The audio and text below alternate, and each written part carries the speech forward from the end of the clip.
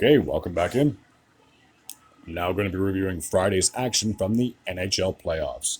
There were two games on tap. Let's dive into them. The first one took place in Boston, and they were playing host to the Florida Panthers in Game 3 of their best-of-7 series. Both of these teams split the first two games in Florida, so who would be able to break through in game number 3?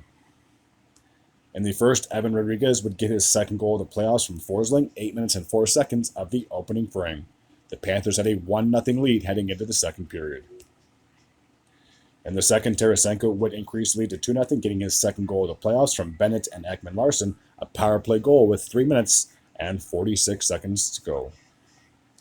Exactly a minute after that, Carter Verhaeghe would increase the lead to 3-0, getting his sixth goal of the playoffs from Tkachuk and Barkov, another power play goal, so the Panthers had a 3-0 lead heading into the third period. Brandon Montour would increase the lead to 4-0, getting a power play goal of his own, his third of the playoffs from Tkachuk and Barkov, 3 minutes and 9 seconds in the third, making it 4-0 at that point in favor for the Panthers. Sorry, they had a 3-0 lead after 4-0 after Montour scored. My bad.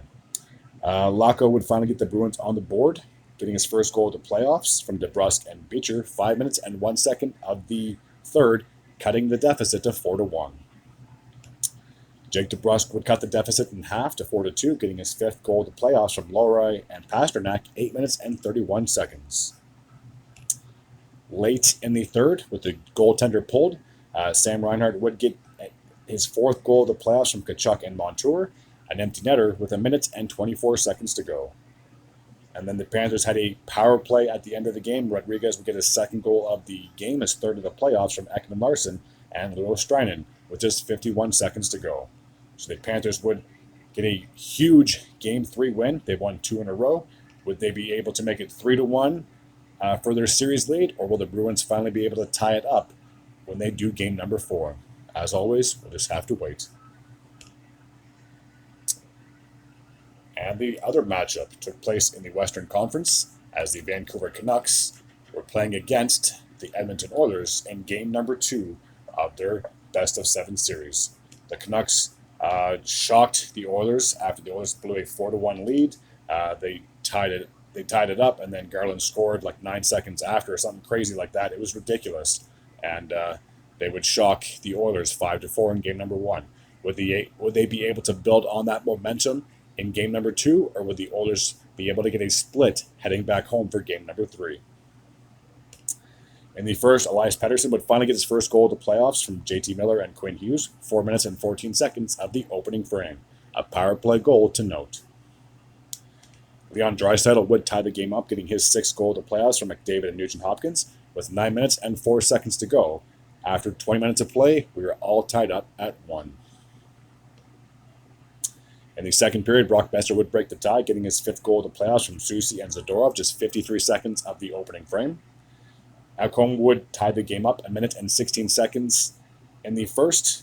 His second goal of the playoffs from McDavid and Draisaitl, so we were all tied up at 2 at that point.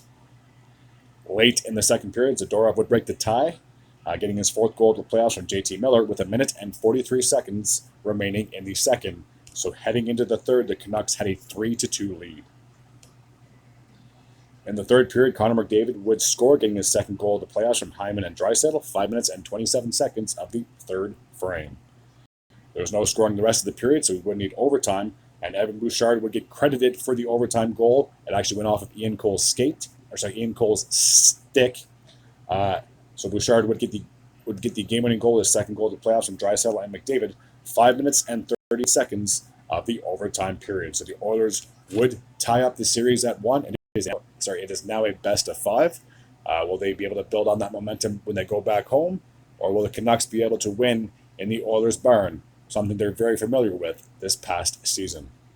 Okay, as always, that will take care of my recap from Friday's action of the NHL playoffs. As always, if you're new to this channel and you like this type of content, please feel free to hit the sub button. I'd be very grateful and very appreciative. Until next time, take care.